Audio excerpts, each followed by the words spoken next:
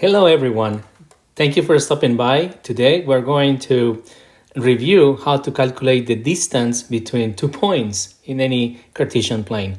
So today we're going to calculate the distance between this point and this point. Let's get to it.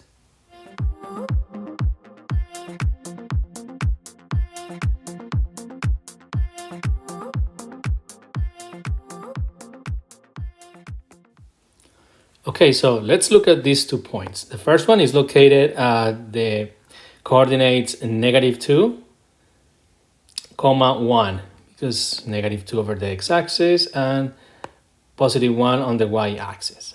What about this second point? So we have x, y, so the x, and we have it at 6 right there.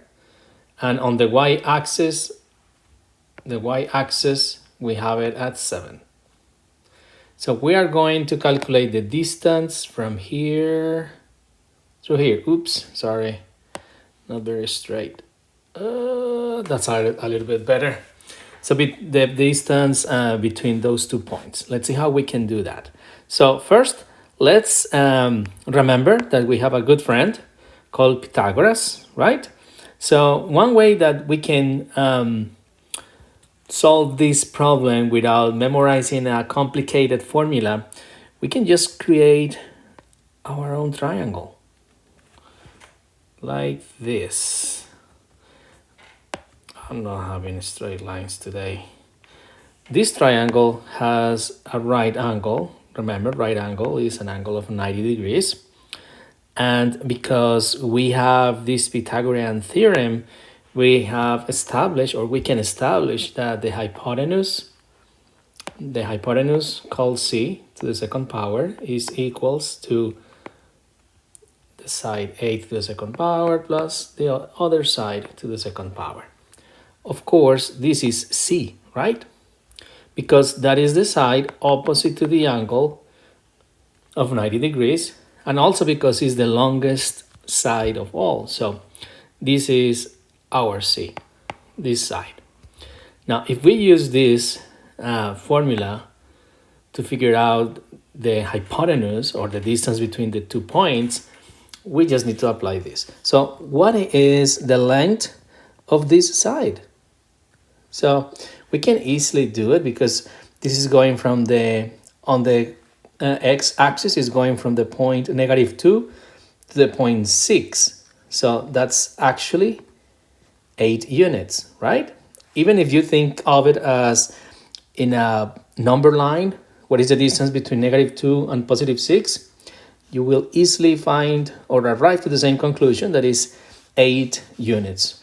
In here, you can just count 1, 2, 3, 4, 5, 6, 7, 8. So we have 8 units for this side. And how many units for this side? Well, that's going to be the distance between +1 and +7, which is, you got it, 6. Or we can just count 1, 2, 3, 4, 5, 6. 6 units. So we have a triangle with one side 8, one side 6 units. Therefore, we can find the hypotenuse. So let's just run the formula. I'm going to change the colors so we don't get lost. So c to the second power is going to be equals to, let's say this is a, and this one is b.